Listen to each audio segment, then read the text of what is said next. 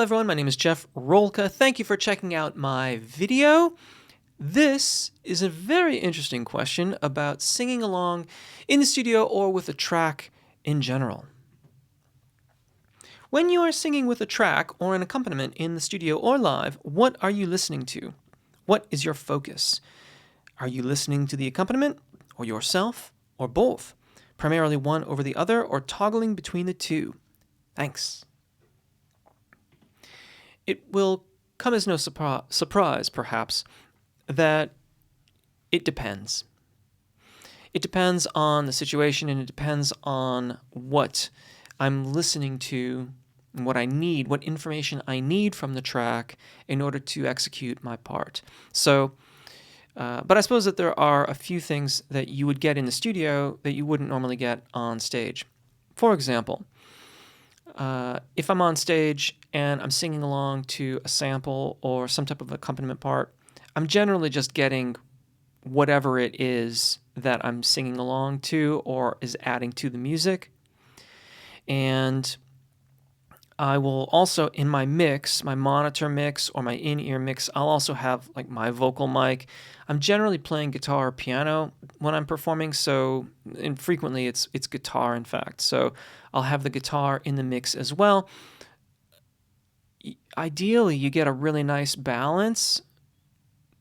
That's sadly not often the reality. Having problems with monitors is a time-honored issue for live performances for vocalists, and I'm certainly no exception to that.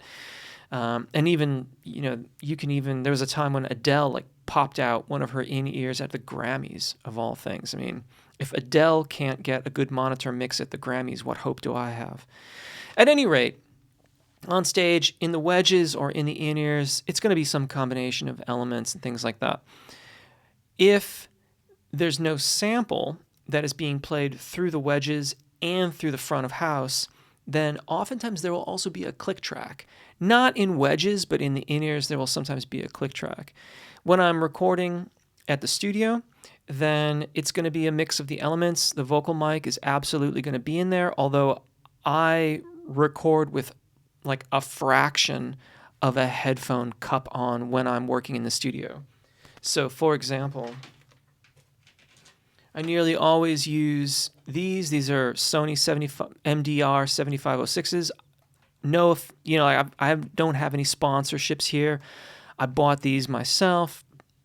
I don't have any sponsorships. I'm supported by you, dear listener. Watcher? At any rate, if I'm in the studio, I will have the things off of one ear entirely and then only partially on the other ear.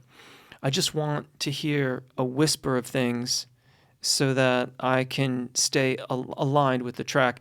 I'll frequently sing along with a click track, so I'll put the click track in there, as well as any other elements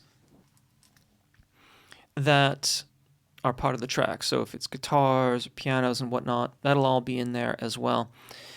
I generally keep the volume pretty low. I don't have a ton of volume in my cans. I do this because historically I tend to push when I've got too much volume in my cans. Your experience may vary. It might not be the same for you, so you'll have to experiment a little bit. But I keep the volume pretty low, just enough to be able to hear things. Additionally, this also helps for click bleed. The click tracks can very easily bleed onto your vocal mic, especially if you're using a really sensitive condenser microphone. It can very easily bleed, so keeping the volume in the cans low helps with click bleed as well. Really cool question. Love questions about the studio. Thank you if you've chosen to subscribe. Really appreciate it. Thank you to my Patreon supporters. I appreciate you. And for those that want to keep it local, I have opened memberships here on YouTube. Check it out, and if it suits you, I thank you in advance for your support. Until next time, take really good care of your voices, enjoy singing, and hopefully we'll see you again. Bye.